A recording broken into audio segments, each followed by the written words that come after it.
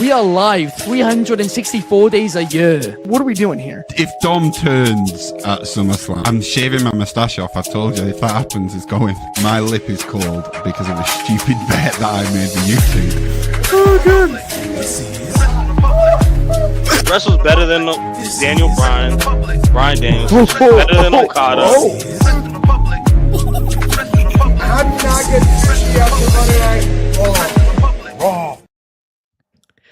Good evening from Swansea, wrestling fans. I'm your host, Ben Allison, and you are watching Wrestling Republic's daily broadcast. And on today's show, we have an absolute bunch of wrestling news to get into. We're going to have to talk about this new ESPN streaming deal because this is a huge change in not only WWE's industry, but the entire wrestling industry. Plus, we do have to talk about Brock Lesnar, specifically John Cena's latest comments about him. Plus, Bret Hart, he's only gone and complained again, hasn't he? And this time, I am not happy about it, so I've got to complain about him. And of course, the big news that's been going around the last 24 hours, Karrion Kross, it looks like he might be about to leave WWE this week. But to discuss all of this, I need a brilliant panel, and I do have one. Let's kick things off, sending it over to Orange County. How are you, Clark? You did it this time. I gotta come clean here too. By the way, I completely forgot that the Bret Hart topic was on the list. I want you to know the pink hat is entirely unintentional, Ben. That is not a sign of anything. It was an accident. You're sticking up. I might even change it between segments, but I am stoked to be here on a Wednesday, and we've got a fabulous return that I can't wait for. We've got an old school Wednesday crew today. Let's get right into it, dude. Absolutely. Well, we've heard what you've all been saying about Wrestling Republic's daily broadcast over the last couple of weeks, and that there's nowhere near enough Arsenal and Chelsea talk. So don't worry, we've brought back Archie so I can make more jokes at him for being a Chelsea fan. How are you, Archie? I'm doing good, mate. I've got yet another return after another absence. I'm starting to become a bit like CM Punk at the minute, just kind of return after return. But hopefully this one's a bit like his WWE run, and we're just gonna keep the ship sailing. You did just lose 3-1 to Villarreal in a preseason friendly today. 3-2. Oh, sorry, 3-2. Oh, so I don't think you can really say too much. So I think it's best for you. It's best for your benefit that we just get straight into the topic. By the way, I was going to go Ferris Bueller, not CM Punk, Archie. Oh, very. You should have said Roman Reigns when he was having those graphics. Every couple of weeks, there'd be a new Roman Reigns is coming back next week. And you're like, he was here last week. What are you on about? But we will get into all of that. Pardon? You should have been Veer. Archie is coming, we just don't know when. Numero 1 says hello, something random, but I've come up with a new name for the Americanos. From now on, they're officially called Tres Americanos Caballeros. Caballeros. What does that mean? It's Caballero, Willie Caballero. You gotta translate that one later. Don't worry about it. It's a good one though. I'll take your word for it, numero 1. We got Fernando in the chat as well, and Zach in the chat saying Happy National Root Beer Float Day. That's a hell of a shout, actually. That's the thing. Apparently so. Hell of a shout. Root beer floats. Never had one in my life, but I have heard good things. Haven't either. But let's kick things off today talking about this new WWE and ESPN deal, because it is confirmed, it is official that WWE's premium live events will be exclusively on ESPN's new direct-to-consumer streaming service, which is launching late next month, and this will start in 2026. Early 2026. Now, it is it is now confirmed, that it will cost you $29.99 per month for this streaming service, or if you buy an annual subscription, it will be $300. So it's a lot more expensive than Peacock, especially when you consider the fact that there's also a $5 tier you can get on Peacock if you're fine with ads. It is a significant raise. But, of course, WWE are earning a fantastic amount of money on this deal. It is a great business deal for them. $1.6 billion. It is according to CNBC. So, a big, big number. Great, great business. But the question I want to ask you guys today, and I'll start with you, Clark, is do we risk losing fans here? Because you are pricing out a significant portion of your fan base. I mean, yes, once upon a time, the pay-per-views did cost $40, but that was very, very long time ago, and a lot more people watch WWE now. So for me, this is a pretty monumental moment, like with the sports landscape and programming landscape that I grew up with. I never in my wildest dreams thought the worldwide leader in sports, ESPN, and WWE would be in the same breath. I didn't think the UFC would be in the same breath with ESPN. So I think it's very cool because the ESPN that I grew up with, it's not quite the same now, but it is a huge deal. And I think it's something that should be celebrated. As far as the price points, I kind of understand it here. I get where you're coming from, alluding to the potential of pricing out certain fans and whatnot. That's difficult because it's been the model for years. Is the pay-per-view model and paying for it. And so it's one of those things. Yes, it's going to change the way we consume WWE programming, but to have ESPN in the same breath as professional wrestling on the same platform, to me in 2025 is so cool. You can't make it up. Childhood Clark is smiling somewhere. No doubt about it. You mentioned there when you were a kid, they were the worldwide leader in sports. I mean, they're not anymore. That is the reality of it. Peacock gets more views than they do. It's the marketing tagline. They still own the trademark for the marketing tagline. It was the case as well for many years. I would agree. I just still think the ESPN being sort of the Americana as far as sports platforms are concerned. Everybody knows ESPN, especially in the States. I understand it's not as big internationally. Even an NBC is more international than ESPN, but ESPN is also tied to Disney. So you've got that as well. I still believe that this is a huge deal. And if you told me, 20 years ago when I was in high school that the WWE would be on ESPN, I would tell you you're out of your mind. I would have laughed in your face. I do want to read out quickly some statistics here, right? Because if you are a WWE fan now and you want to watch Raw, SmackDown, and pay-per-views, you have to pay $516 at least per year. This is if you get the standard Netflix tier with ads and the USA Network the cheapest way possible through Hulu. So that is a lot of money. And I'm going to be completely honest here. I don't think there's a risk of this pricing out, fans. I think this is going to price out over half of WWE's current fan base. So the question I have is, are these fans going to be happy to just watch Raw and SmackDown and miss the PLEs, or maybe watch highlights on social media, or find them through other means? Or will this be so off-putting that they can't really be bothered to do that and they just stop watching? Archie, I want to get your thoughts.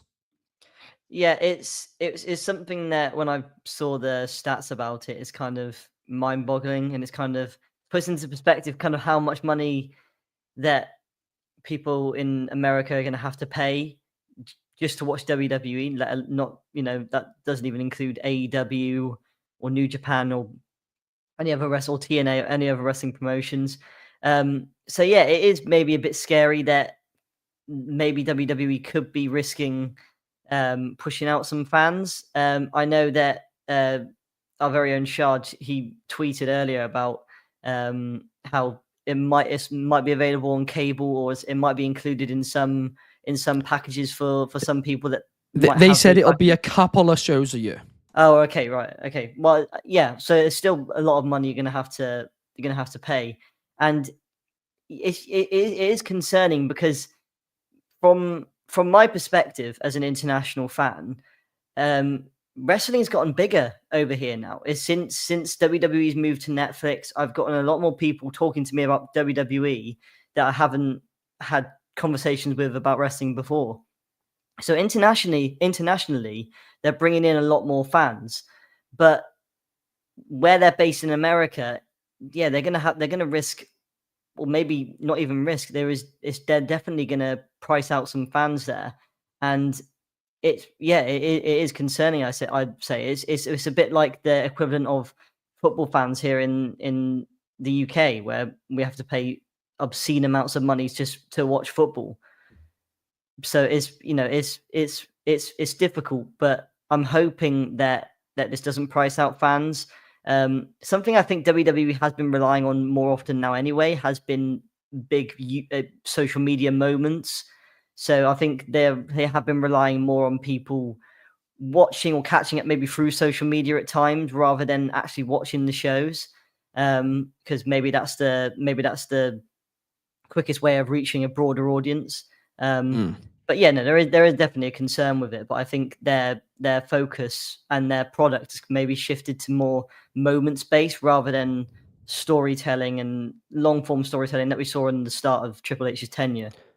I mean, perhaps that is the case. I'm not entirely sure, to be honest. But what I am sure of is you made a point about international fans and how WWE is growing massively internationally. Well, it's a lot cheaper, actually, to be an international fan of WWE. Right now. In fact, let's talk about Clark's favorite country, Canada, for a second, because unfortunately, they do have something over you, Clark, because it is 440... Besides the geography, you mean? Oh my gosh. It is $447 cheaper per year to be a wrestling fan in Canada compared to the US. It only costs $69 per year for Netflix, and then you have all of it there. So a lot of people are going to be using VPNs, as you says in the comments. That's going to happen now when it's that much of a difference, and VPNs are legal. I do want to add the one thing on a more positive note when it comes to this.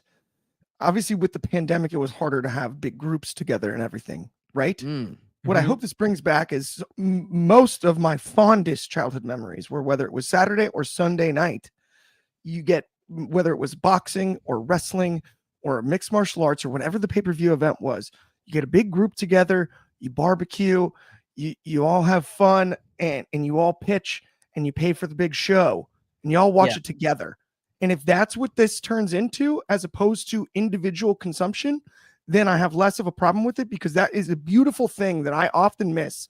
One of my favorite things is having a big group of people together, get together, you all throw the money in, and right, then you can all watch it at the same place together and enjoy it that way. And I think that's one of the most enjoyable ways to watch pro wrestling. My hope is that as opposed to pricing out fans, we just see more of that. There is a slight issue, though, with that, right? Because you are right. In theory, it is a great idea. But it's not like AEW where you are paying for this pay-per-view. You are paying for a monthly subscription. So if everybody chips in, well, that's going to be a little bit unfair on everybody whose house it isn't. These days with Venmo and whatnot, right? Whether it be you have the one person that decides to pay for the subscription, everybody else brings the food, right? That's how it used to be. That's how we did it when you used to call the cable company, right? The guests would bring over food and stuff, and you grill out, then you pay for the pay-per-view, and right, it all kind of evens out at the end. And I think that is something that I miss, truthfully, because I love having my Rumble watch party with friends, and right, we all get numbers out of the hat and make a big thing of it, and everybody, comes over and watches together. What I'm hoping is that this drives that more than it does drive people away. It drives people I hope to you're right. Solutions in that regard. I don't think you are, but I really hope but you're right. That would be my hope. I think another thing WWE is doing is probably overestimating their popularity right now.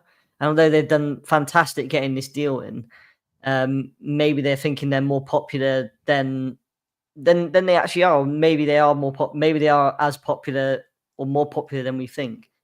But remember when I said, sorry, Archie, carry on.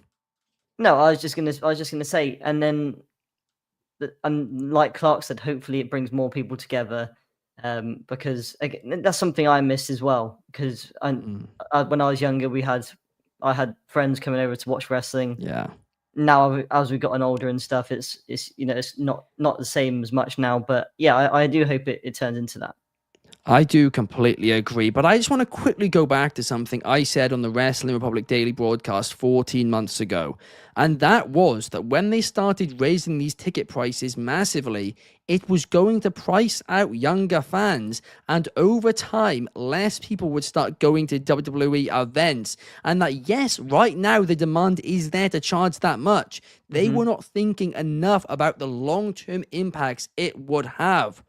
Well, year on year, WWE are now selling less tickets, but the bigger concern is less of those tickets are to under 25s too.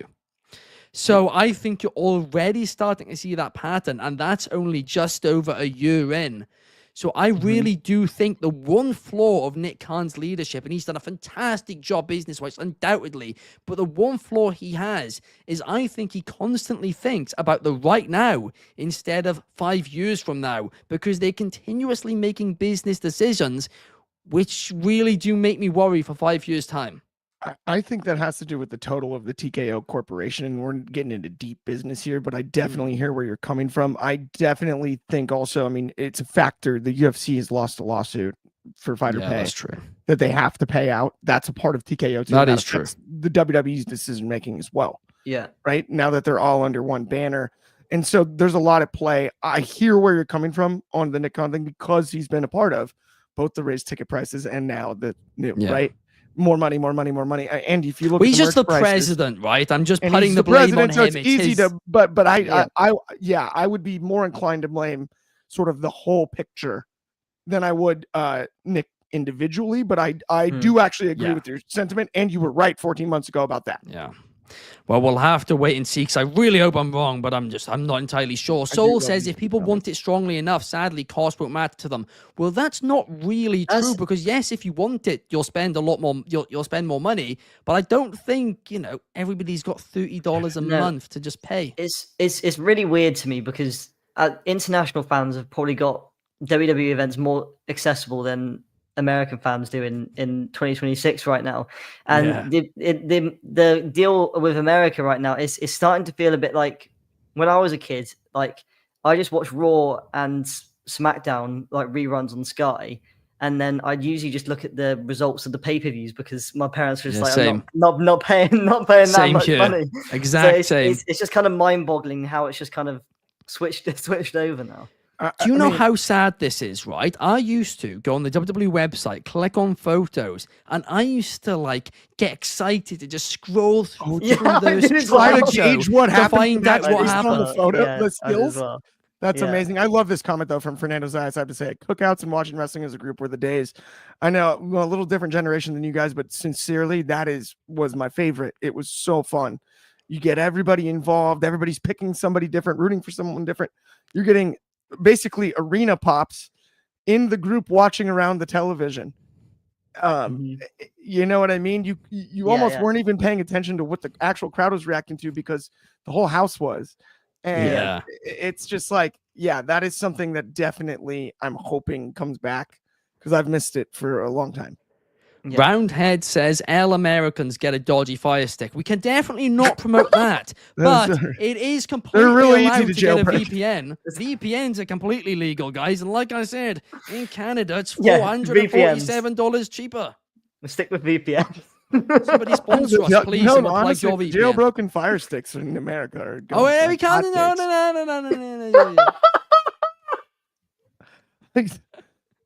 I've seen them around. I don't own one. VPNs are the way to go. Trust me, I've got one. A VPN. I thought we were talking about ESPN. I was confused. Yeah. That's the one. Shard says, as a consumer, this does suck, though. That's a pricey cost. And as Fernando says, he loves this. That he loves a lot of WWE and ESPN. That is the thing, right? If you are one of those few fans who genuinely loves American football and WWE, you're sorted. This is actually a really fair price.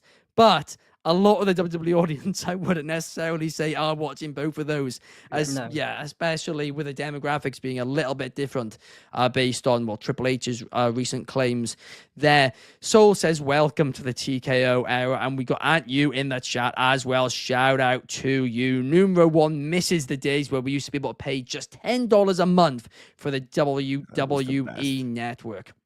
It's one of their best creations, in my opinion, WWE Network. So I do miss that a lot. But I'm happy with the accessibility we got in internationally.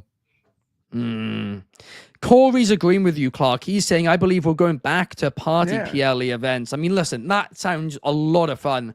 Like I said, there's a little bit of a potential issue of who's getting the streaming service for a month, but maybe they just pay $5 more or something. There's solutions. But up next, we need to talk about John Cena. We need to talk about Brock Lesnar. We need to talk about Triple H because, of course, there's a lot of controversy going on with Brock Lesnar at the minute. I've spoken about it. I don't like how WWE have handled this return. Like I've said, innocent until proven guilty, but you can't just completely ignore it like they have done. But what I specifically want to talk about today is what Triple H said after Brock Lesnar returned at SummerSlam. And that was that John Cena had handpicked his opponents, basically suggesting it was John Cena who wanted Brock Lesnar to come back. He was very calculated with how he said it, and it was very clear. Let's just put it bluntly, he was passing the blame. He was. That was what was happening. But Adam's Apple spoke to John Cena on the street yesterday, and John Cena said, they choose them and I fight them. And at this point, I'm like, hang on a second here. So Triple H is saying you chose them. John Cena saying Triple H or WWE chose them. Hang on a second here. Who chose them? And this is what annoys me about this, right? Somebody made the call to bring him back. Just own up to it. Like, if you believe that he should be back in the company, if you believe he deserves that chance, if you believe he is innocent, then just own up to it. The fact that you are hiding away, you are shying away, you are blaming it on other people, makes me believe maybe it's not as clean as you're claiming it is. Or at least acting like it is. Clark, I want to get your thoughts on this one because it bothers me. So I hear it. I hear where you're coming from. When it comes to a situation like this, though, the press conference being canceled put us as the consumer in an interesting position because we're looking for a long answer and we're only going to get short answers because there was no press conference. Nobody's been put on the spot. You're only going to get a little bit of conjecture, a little bit, just a nugget at each moment here. I am not inclined to blame a single person for anything. I don't think it was one person's call. Multiple people likely discussed it, no matter who was involved in that conversation, and agreed upon it, and then it happened. I'm not here to revet. We've talked a lot of Brock Lesnar these days. I'm not here to blame John Cena or Triple H. This is a giant corporation. There are so many people on the board of directors. If it's we need to point the finger at one person, I think that's unfair in and of itself. So personally, I believe at the end of the day, John said what he did. Triple H said what he did. John Cena won't get in trouble for it. Triple H shouldn't get in trouble for what he's stated. And linking it to all of this, I just feel like we're reaching as hard as we can. When all the information fully comes out, it'll come out and we will talk about it then. But as of right now, Brock Lesnar returned. I don't want to put his name on one other person's name. We just saw what happened on TV and no one else has been able to speak about it. And so I'm in a difficult situation there when it comes to this, but those are my thoughts. I mean, fair enough on that one. The one thing I will say, and we actually have spoken about this at length on this Wednesday show before, is Triple H is a guy who for the longest time was considered very, very honest, but he has been caught in a significant amount of lies lately. I mean, the big one being that they never pivoted about the WrestleMania 40 storyline, which then they revealed in the documentary they did change direction. And then he's contradicted himself since. And he says, we don't change direction with the storylines because of fans. Another one, and this one is by numero one says it here. Triple H should just be honest and not lie. He lied about Ron being gone was being a work when actually Ron's family stated it wasn't. And that is true. There's just so many things that he is saying. And the We Want Kross chants too this weekend. And he ignored them and made it We Want Brock. I mean, it's just lie after lie after lie right now. To be fair, that the Kross and Brock, they sound similar. So that one could have been... Maybe. That might have just been an accident, honestly. Yeah. It might have been, but I don't know. Because I've heard footage now, because somebody sent it to Wrestling Republic to our DMs, a video of people who were actually in that crowd right behind Triple H. And there were claims online that some were chanting We Want Brock. I didn't hear that. It was deafening We Want Kross. Yeah. No, I mean, this is the thing with Triple H, is that he's the spokesperson for WWE, not for TKO, but he's the spokesperson for WWE. So it's his job to, whatever decision they make, to make it look as good as he can, or just kind of basically just sprinkle sugar and rainbows over it. That's what his job is. And maybe he's not too great at it at times. He's not good at it at all. It's the same guy that said it's all part of the it. show. It's the same guy that said it's all part of the show. Let's not forget that. But I mean, this specific thing with Brock is, like Clark said, Brock's return, it has to go through so many different people in WWE. A return of this magnitude. But here's the thing. I'm sure they can't say much or whatever, because it's still an ongoing. They can't give lawsuits, but they can issue a statement on why they made the decision. Yeah, no, but that's the thing, is that they needed to give something of some sort of reasoning to loyal fans of why they brought him back, because we don't actually know the reason. We're just hearing from a blind eye. We're just hearing WWE constantly praise this person that's had these allegations against him. Yeah. So that's what it is to a blind eye, and it might not be that underneath everything else, but they need to produce some sort of statement, like you said. Yeah. And maybe being quiet about it is what they've been legally advised to do, but. And I'm in no space to give legal advice or anything like that. That's not my job, and they pay millions to people that do give them advice for that. You are right there, but they basically, because I did do some research on this, they actually can't get in trouble as long as they don't provide any specifics, and they say that they are willing to change their decision at any time due to legal proceedings. If they issued a statement like that, they actually can't get in any trouble, and it is actually an expectation when you're a public company to do something like that, but obviously they have not. But to your point, Archie, as well, it is not just that they are just ignoring these allegations, but then everybody's passing the blame on to everyone else. That's what frustrates me here. Yeah, and that's the difficult thing, is that one person of stature in WWE just needs to come out and just produce a statement and say that's why they brought Brock back without kind of these little kind of. I mean, they're not really saying anything. That's where I don't think there's a singular person to take the credit, unless Triple H was just sort of diving on it. Yeah, well, exactly. It would be more than one person decision. But Triple H blamed John Cena. He didn't say it wasn't my call. He went came John's across call, that way. I don't. John said Triple H's call. I think. Yeah, no, I agree with Clark that maybe a lot of things Triple H says is put under the microscope a bit, and well, that's his job. No, it is. You're right. It is his job, and I'm not being mean to Triple H. He's not the best at media at all, and he just screams to me as a guy that just wants to write a wrestling show, and I don't think he's comfortable in that media setting. Like, you can tell he isn't too. He looks unhappy every time.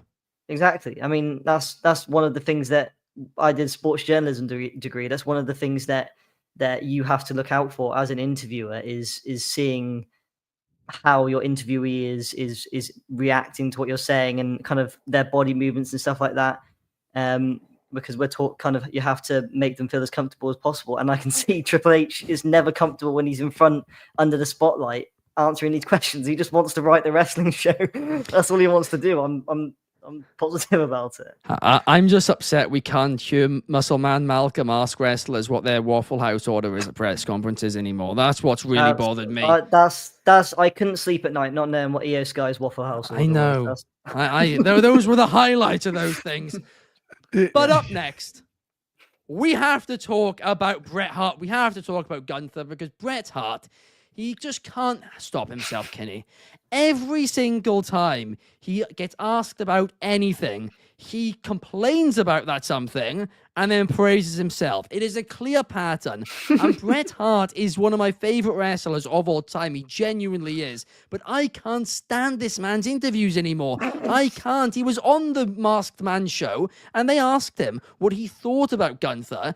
And I think they expected he was going to start praising him a little bit. And he replied, and it was a very, very long rant, right? So I'm condensing it a bit here, but I assure you, none of this is out of context. It was just a complete 5-minute rant. He said, "I hate wrestlers that hurt each other on purpose. Whoever won a fight with a chop. I'm not supposed to wake up with a really sore chest the next day. It's just lazy S-word wrestling, and I've said that to his face. I have no respect for anyone like that."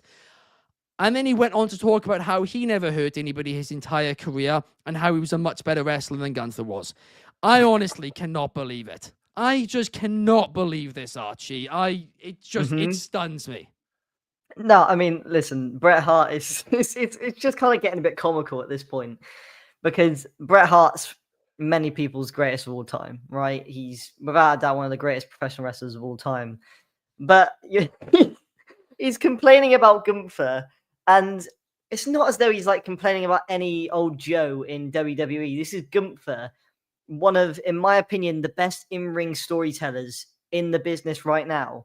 He's somebody that you don't even need to watch the build prior to Gunther's match to feel something and feel some sort of way when he's wrestling. And we saw that with the Punk and Gunther match. I mean, I've had friends that watched the Punk and Gunther match. They didn't watch any build beforehand, and they were just like dazzled by it, because Gunther's that good and Punk's that good as well. But Gunther is that good, and I just don't get it. It's like it's a bit of a shame, because Bret Hart and Gunther would be a fantastic match. But I'm guessing now if we ever like had a chance at that, it's because Bret would kind of try and make it his own. I just think, I don't know. Look, Bret. I'm not gonna lie, Bret. You're not my goat. HBK is my goat, right? I've always choose HBK over you, right?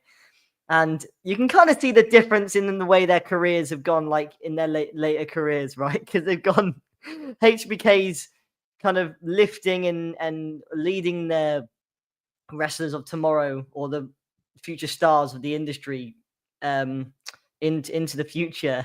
And Bret's just kind of, he's just shouting it, like he's just shouting at clouds right now. And I'm sorry, Bret, but that is it. I love Bret. He's one of my favorite professional wrestlers, but you're just shouting at clouds right now. I don't want to wake up in the morning with a sore chest. If you're not expecting to get, like, this is why I've got so much respect for every wrestler, because they're putting their body on the line and they know that they're going to be putting their body on the line. We saw it in WWE. Bret a ambulance. We saw it on WWE Unreal, that they're like, Cody Rhodes literally said like his whole body aches, but he didn't have any major injuries, so that's his kind of thing for not complaining. Like, I think that's the best bar in wrestling. Anyway, that's the bar in wrestling. So I don't want to wake up with a sore chest. Wrestlers wake up with a lot worse now, Brad. Trust me. It's ridiculous. And the best part about this interview was every sentence he was saying, "I don't want to put myself over," but proceeds to put himself over. As he does. It's absolutely ridiculous at this point. It really is. But we have to get on to this last topic. This is a big story because Karrion Kross previously confirmed that his WWE contract expires late this summer. Well, according to Fightful Select, they are reporting that his deal is up this weekend, and multiple other outlets have now confirmed this as well. And Karrion Kross is starting to take little digs at WWE on social media, saying they aren't listening to the fans and stuff like that. He's clearly not happy. And of course, if this was 6 months ago, I don't think anybody would have batted an eye. But right now, Karrion Kross is one of WWE's biggest merch sellers. He's a big star for them. He is getting "We Want Kross" chants at every single event they do.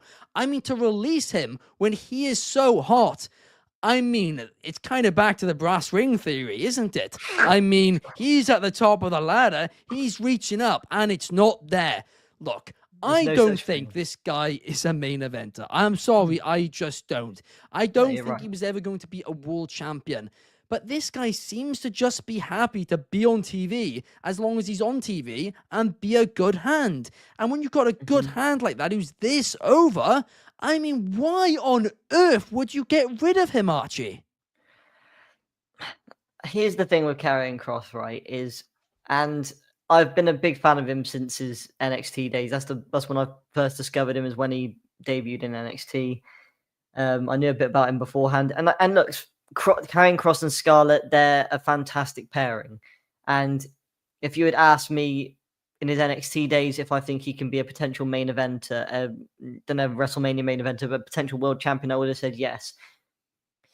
The thing is it's difficult, because to me, I don't know if the fans are doing this. It feels like a bit of a bit from the fans to me. Like, it feels like a bit of a bit of a rib on WWE that they're doing this "We Want Kross." I don't know if they actually care about him that much, and if they actually see that much in Karrion Kross, because in my opinion, he hasn't really shown any difference to his quality since his second run into WWE over the past year or so. So and then we've had so many of these. We've had it with LA Knight, where WWE have given into it. We've had it with Ron Kiddings, WWE gave into it. I think we're getting like a hashtag "We Want Mellow" hashtag trending now as well. It just feels a bit weird to me, and I don't know if the fans are just. I feel like it's just a bit of a joke, to be honest, from the fans. And Karrion Kross, he's a fantastic talent. I don't think he was going to find success in WWE. I think he probably had to leave WWE because it's clear that WWE don't see the main event talent that fans supposedly say they see. But yeah, I think probably him leaving WWE is for the best. And it's just going to be look, listen, and this is no knock on Karrion Kross. The fans are going to forget about this within a couple of weeks. They're going to forget. They will. But I'm not. But like, we're not going to get. Bray Wyatt was a completely different scenario, right? We Want Bray. When Bray was released, they did "We Want Bray" chants because Bray was so beloved by the audience. I did not have a Bray Wyatt comparison on my bingo card. No, this is like, I'm just kind of comparing. Or "We Want Truth," right? The fans aren't going to hijack shows because of Karrion Kross. No, you're right there. But even still, here's the thing. No, I don't think it's a bit. I think fans love him. I think fans really like him and they want to see more of him. They like what he's doing on TV. They are buying his merch. If it was a bit, they wouldn't be spending these ridiculous merch prices because he's dominating all of the merch charts and all of that. But the most important thing, and I always say this, and WWE cannot ignore it, because every time in history when they've ignored it, it has backfired on them from a business perspective. The most important thing in WWE that differs it to any other form of entertainment is the crowd and listening to the crowd. Now, can you suddenly make Karrion Kross a world champion? Absolutely not. But can you put him on TV a little bit more? Sure. Can you do the same for Carmelo Hayes? Absolutely. At the end of the day, if you believe in something strongly, sometimes you do have to back yourself when it comes to creative and all of this.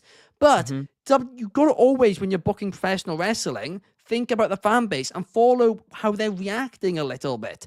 And I remember AEW for like a year just started ignoring fans. And that was the year they lost a lot of their audience. They've started listening again. And guess what? It's really, really hot. Clark, I can see you in the corner. I can see you getting all thingy about this. Let me guess. Karrion Kross sucks and so do the fans. No, this is what I think is we've just found out Triple H is a liar. We talked about it earlier today. So I'm just right in the middle on this one. He's either actually leaving now and never gonna say I was wrong to Sammy like we were supposed to get at SummerSlam, or he's staying.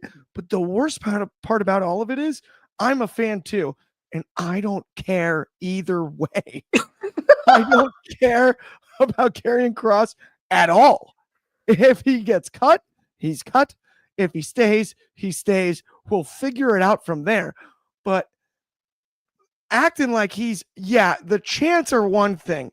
This guy's not a main eventer. You led the segment with that, Ben. He's not a main eventer now, and he's not one in the future either. Good hand. I don't care. Whatever, dude.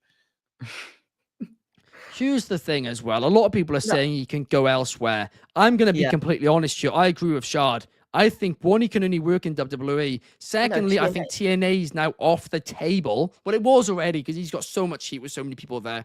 Oh, yeah, that's last time he left. They're not friends anymore. But AEW, I can't see in a million years signing Kross. Nope. So I think his option here is MLW.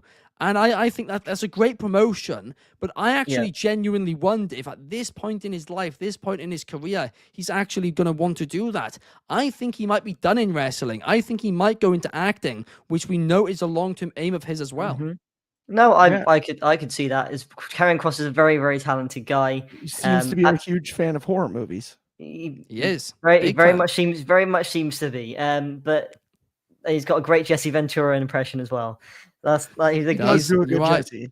So, but I mean, look, if the fans really care about him, in 2 weeks' time, over the next 2 weeks, we'll be getting "We Want Kross" chants hijacking the shows. If they don't, then they didn't really care that much. We've got a prediction here from Roundhead. He is saying if he doesn't get signed, the uproar will be 10 times worse than Truth's. I don't think I agree on that, to be honest. I think there'll be a little bit of an uproar for a couple of days and fans will get over it, to Archie's point earlier on. But that doesn't mean they shouldn't listen, because bang, you've increased the prices, you brought back Brock, which makes a lot of fans feel a certain way, and you've gotten rid of the guy who they're chanting they want, all in the same week. I mean, it's not really great. You could lose some fans. That is how dramatic this actually is. But I don't think they're going to hijack shows for him. I really don't. Maybe next Monday on Raw, but that will be it. But there is a comment here, and this is going to take me into what I'm talking about. Numero 1 says, unless Karrion Kross has been repackaged as 2016 Sami to team with Sami Zayn, I'm afraid this is it for Kross. Of course, I referenced that to either last Wednesday show that was, when we spoke about that. But up next, to end this show, I need to plug something, right? Because out in an hour and 15 minutes on the Wrestling Republic YouTube channel, we have a new interview from Huge Pop Radio, Donny Da Silva and Jimmy Cortez. They've got a new interview coming out with WWE star Sami Zayn. Make sure to check that out in an hour and 15 minutes on the Wrestling Republic YouTube. Wasn't it Drew McIntyre or is it Sami? It's Sami Zayn, Clark.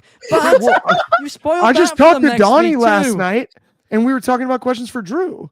Yeah, they've interviewed Drew McIntyre today for next week's interviews. You've got a Drew McIntyre interview next week too. Sami Zayn out now. The Drew McIntyre clips actually will be coming out tomorrow as well, but the full thing is next week. Sami Zayn interview in 1 hour, guys. Have a fantastic day. But thank you, Archie. Thank you, Clark. but almost forgot to thank you guys. Almost lost my manners. But see you guys tomorrow.